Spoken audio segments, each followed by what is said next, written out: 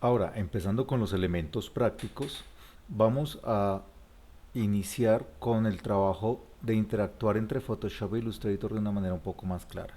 Vamos a tratar de insertar una imagen dentro del Illustrator, habiendo editado dentro de Photoshop o cargando la misma imagen dentro de Photoshop, pero tomando en cuenta esto como punto de referencia para lo que sería el trabajo como tal del ejercicio que vamos a hacer. Entonces, en esta medida lo que vamos a hacer es tomar en cuenta esta imagen que está guardada de todas maneras como JPEG, la vamos a convertir en un PNG con transparencia y ambas imágenes las llevamos a Illustrator para empezar a ver cómo funciona este tipo de interacción. Entonces, bajo esta lógica, aquí lo primero que vamos a hacer es que vamos a desactivar el fondo para que se convierta en una capa cero y vamos a utilizar en este caso lo que sería la pluma, que generando un trazado lo vamos a hacer de una manera muchísimo más puntual. Entonces yo puedo con control más hacer que sea más manejable este acercamiento y voy a empezar a hacer unos nodos de construcción que me permitan a mí poder manipular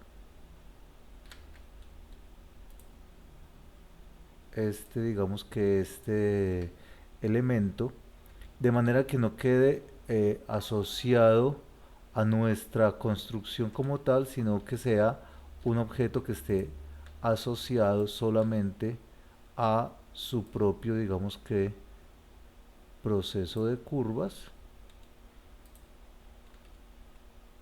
Como pueden ver, aquí ya tenemos varios de los puntos que se están generando.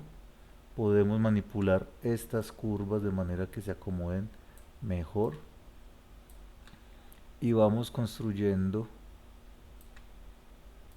esta curva cada vez que nosotros le hacemos clic sobre el mismo objeto con el Alt que nos da el ancla, el punto de ancla, pues es muchísimo más fácil.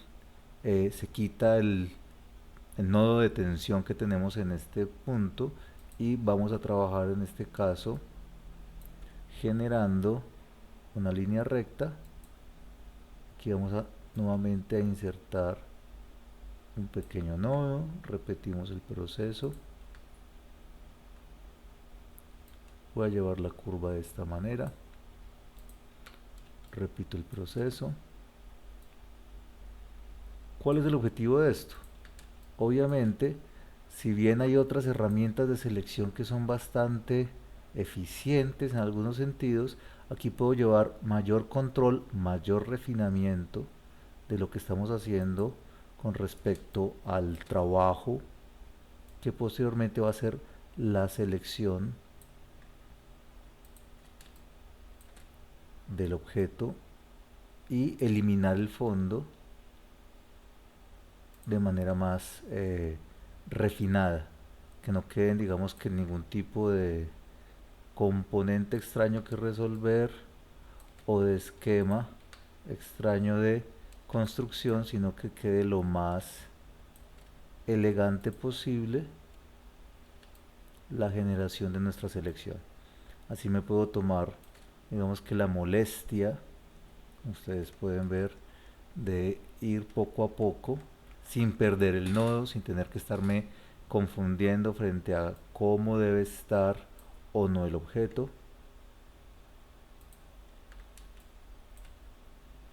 sino que realmente puedo llevar un movimiento muchísimo más pausado, más controlado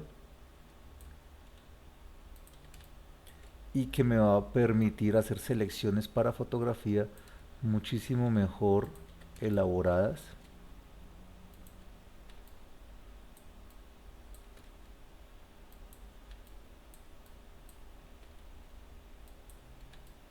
Sin estar tan supeditado a las problemáticas del mouse o del temblor del mouse o de hacer presión o de tener que ver toda la imagen en una sola pantalla al mismo tiempo.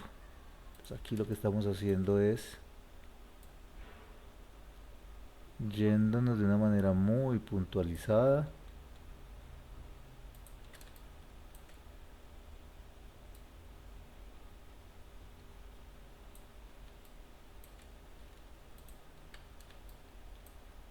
Aquí por ejemplo, acá tenemos que ver que tenemos que devolvernos. Vamos a quitar este nodo Realmente este nodo no lo tenemos que tener acá, entonces lo voy a poder mover hasta este punto, que aquí baja nuestro objeto realmente.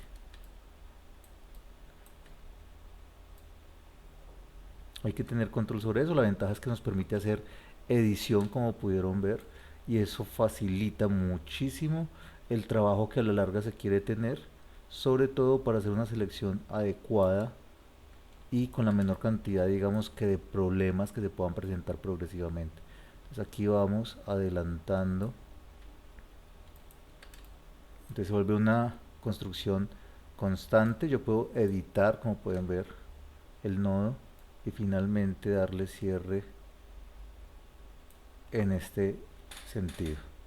Entonces minimizando, ya encontramos aquí que tenemos todo el trazado activo. Ya sabemos que en la capa de trazados yo puedo pasar a este icono que me lo convierte en selección, y puedo invertir selección, que lo puedo hacer con Control Shift I o Comando Shift I, o por el menú selección invertir, y voy a darle suprimir. Entonces me genera esta transparencia.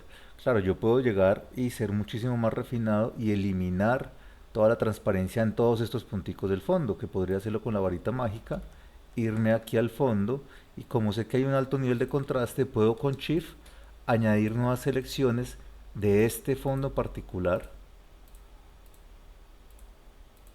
pero habría que tener cuidado con no coger elementos no deseados.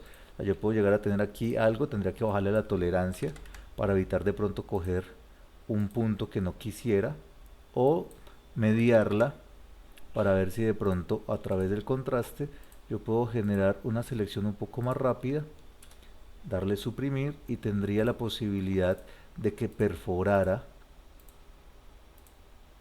algunos aspectos. Hay que tener cuidado con herramientas que quedan por acá. Recuerden que podemos quitar una selección o restar una selección con la tecla Alt, nos da el menos. Voy a quitarle un pedacito a esta selección para que no me coja este elemento. Le voy a dar suprimir y podemos volver a nuestra varita mágica. Volvemos de esta manera.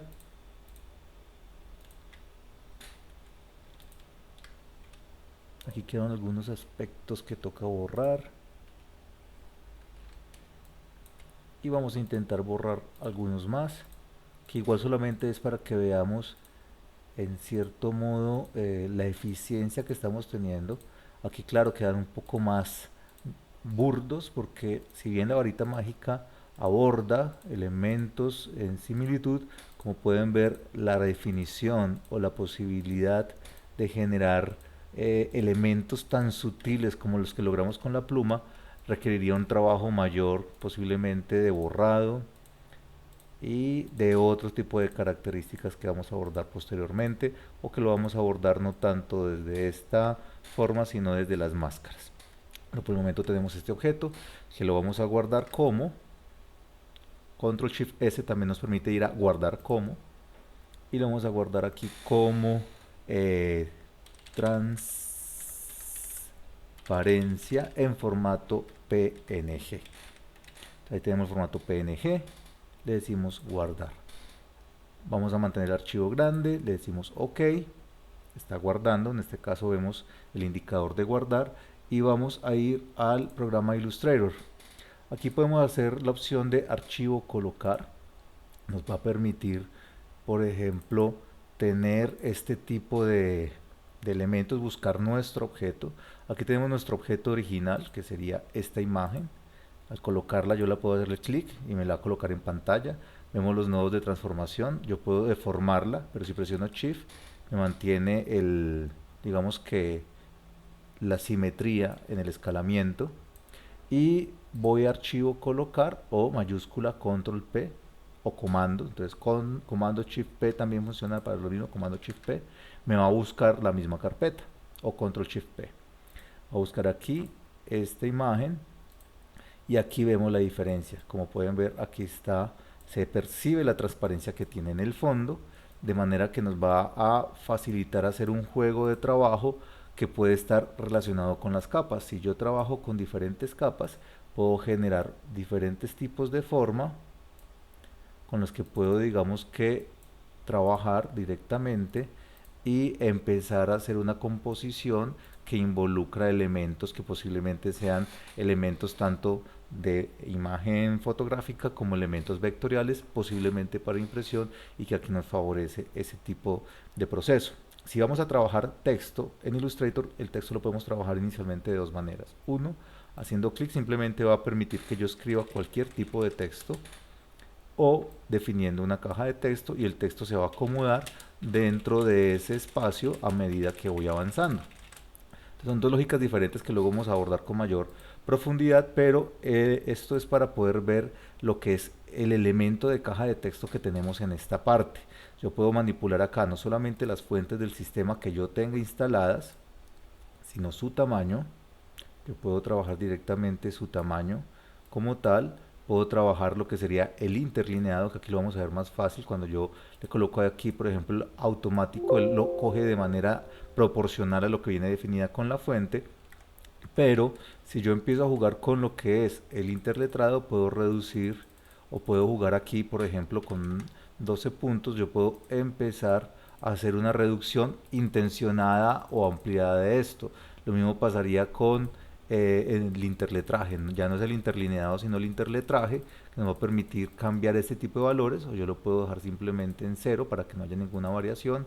Automático, que es del mismo tipo de elementos, y aquí podemos trabajar alrededor de ciertas características que luego veremos más profundamente. También podemos trabajar el ancho de la letra, si es una letra que es un supertítulo, un superíndice, un subíndice como tal, el tipo, digamos, que de estilo que tenga. Por ejemplo, acá esta tiene solamente el estilo regular, pero habrá otras que, por ejemplo, tengan diferentes tipos de estilo. Entonces, por ejemplo, busquemos una book antigua, puede que tenga itálica, que tenga bold o bold italic, ese tipo de elementos.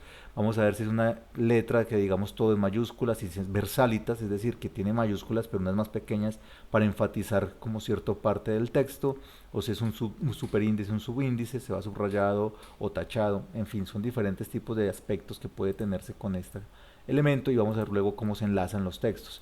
Pero por ahora podríamos ver este tipo de función, y que nos va llevando la posibilidad de empezar a combinar con diferentes tipos de formas que nosotros diseñemos y trabajar en capas. Claro, por ejemplo, este tipo de capas yo las puedo generar, puedo cortarlas, crear una nueva capa, con Control Shift V me las pega exactamente en el mismo sitio donde estarían. Control V simplemente me las pega de manera simétrica dentro del espacio, pero con Control Shift V me las pega exactamente en el mismo sitio donde estaban antes de ser cortadas.